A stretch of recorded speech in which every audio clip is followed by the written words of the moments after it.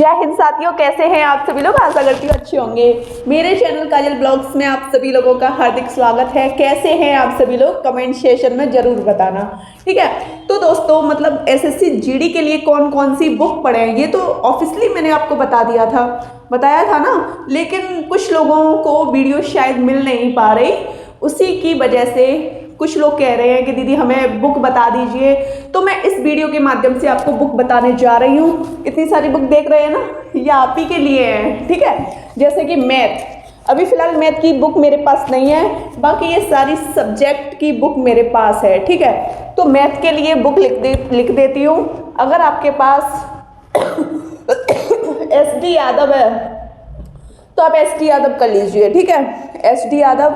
अगर आरएस अग्रवाल है तो आरएस अग्रवाल कीजिएगा, ठीक है। ये नहीं कि दोनों है तो दोनों लेके बैठ गए।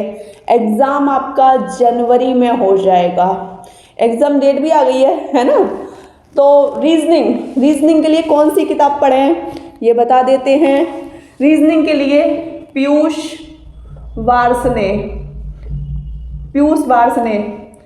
भारत की नंबर 1 बुक है ये, पीयूष वार्ष्णेय की। एक बार देख लीजिए, क्योंकि देखकर तो आपको समझ आ जाएगा ना समझ गए ना। रीजनिंग के लिए कौन सी बुक पढ़ेंगे, पीयूष वार्ष्णेय। कुछ लोग तो पढ़ भी रहे होंगे, और जैसे कि मैं ये नहीं कह रही कि आपके पास अदर बुक है तो आप इसमें पैसे डालिए। अगर आपके पास नहीं है तो आप इस बुक को ले सकते हैं, ठीक है। अगर आपके पास पहले से ही कोई बुक है तो आप उसमें से पढ़ाई कीजिए, ठीक है।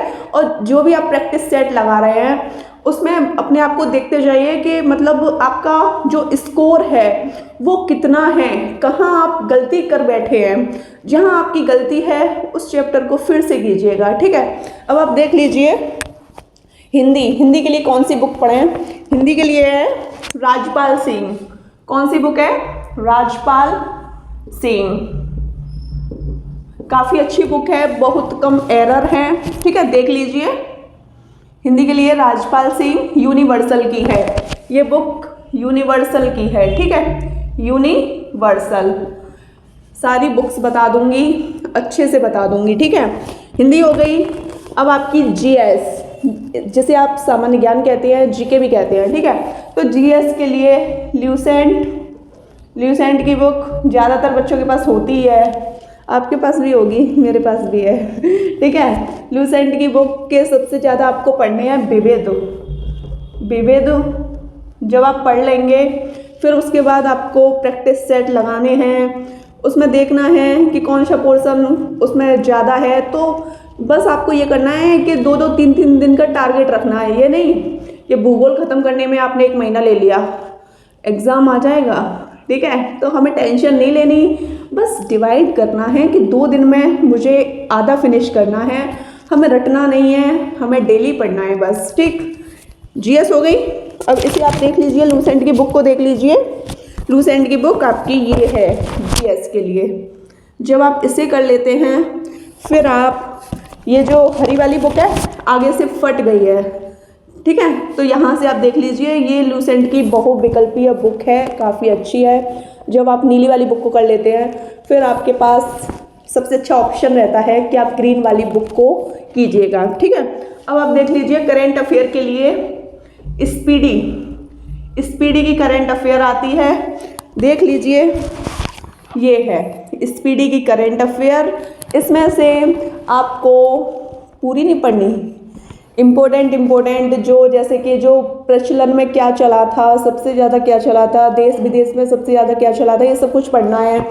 और अपने जो भारत के इम्पोर्टेंट है वो सब कुछ आपको पढ़ने हैं, ठीक है।